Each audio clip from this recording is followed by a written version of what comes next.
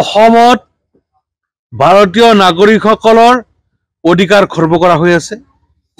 এটা জাতিৰ ওপৰত নিৰ্যাতন চলাই অহা হৈছে। উচ্ছেদ কৰিব হলে 15 দিন আগত তেওঁলোকক জাননী দিব লাগে, নোটিশ দিব লাগে যে আপোনালোকক এই কাৰণে উচ্ছেদ কৰা হ'ব, গতিকে আপোনালোকে নিজে নিজে ইয়াৰ পৰা উঠি যাওক। কোনো ধৰণৰ জাননী নিদিয়াকৈ অসম চৰকাৰৰ পুলিচ বাহিনীয়ে তাত আহি কচুতলিত তাত মানুহবিলাকক অন্যায়ভাৱে উচ্ছেদ কৰিছে আৰু গুলিয়াই দুজন মানুহ হত্যা কৰিছে। আৰু এজন মানুহ আজি শুনা পাইছে আৰু এজন মানুহ আজিও মৃত্যু হৈছে তাত।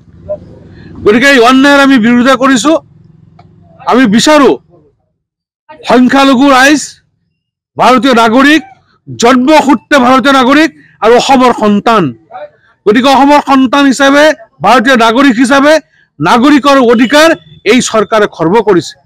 গতিকে আপোনালোকৰ চেনেলৰ জৰিয়তে মই মহামান্য গুৱাহাটী উচ্চ ন্যায়ালয়ত মই আবেদন ৰাখিম যাতে সংবিধান ৰক্ষাৰ স্বাৰ্থত এই চৰকাৰৰ ওপৰত দমনমূলক ব্যৱস্থা যাতে কোৰ্টৰ দ্বাৰা লোৱা হয়, তাৰ কাৰণে আপোনালোকৰ চেনেলৰ জৰিয়তে মই গুৱাহাটী হাইকোৰ্টৰ মই অনুৰোধ জনাইছো। কি প্ৰক্ৰিয়া কংগ্ৰেছ হাত আছে? কিহৰ ওপৰত আছে? উচ্ছেদ কৰাৰ পক্ষত আছে নেকি? আমি উচ্ছেদ কৰাৰ বিপক্ষে মাত মাতি আহিছো, বিধানসভাৰ মজিয়াতো মাতিছো, বিধানসভাৰ ভিতৰে বাহিৰে, আৰু চৰকাৰে কোনো ধৰণৰ আমাৰ কথা গুৰুত্ব দিয়া নাই। আজি ভাৰতীয় নাগৰিক হিচাপে মাটিৰ অধিকাৰ নাই নেকি?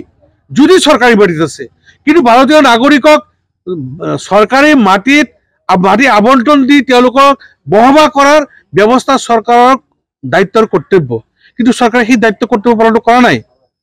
নাগৰিকৰ ওপৰত অত্যাচাৰ কৰি আছে, ভাৰতীয় নাগৰিকৰ ওপৰত অত্যাচাৰ কৰি গৈছে।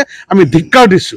অপৰাধ নিয়ন্ত্ৰণ কৰিব নোৱাৰা অসম আৰক্ষীয়ে দেখিবলৈ পোৱা গৈছে যে নিৰীহ লোকক গুলিয়াই হত্যা কৰিছে। সেইটো মই ক'লোৱেই যে অপৰাধটো নিয়ন্ত্ৰণ কৰিব নোৱাৰে। আইন শৃংখলা বিঘ্নিত হৈছে, আইন শৃংখলা ৰক্ষা কৰিব পৰা নাই।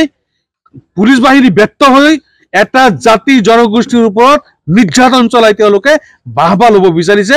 এইটো বন্ধ কৰাৰ কাৰণে আহ্বান জনাইছো যাতে তেওঁলোকে সংবিধান প্ৰদত্তভাৱে কাম কৰে। হয়, চৰকাৰ এটা আছে, চৰকাৰৰ কথা তেওঁলোক চৰকাৰৰ কিনা গোলাম নহয় যে তেওঁলোকৰ কথা মতে তেওঁলোকে চলিব লাগিব।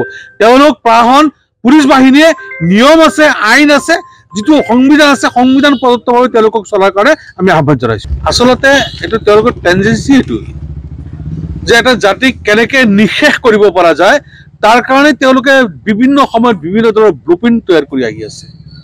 গতিকে অসমৰ মানুহে গম পাই আছে।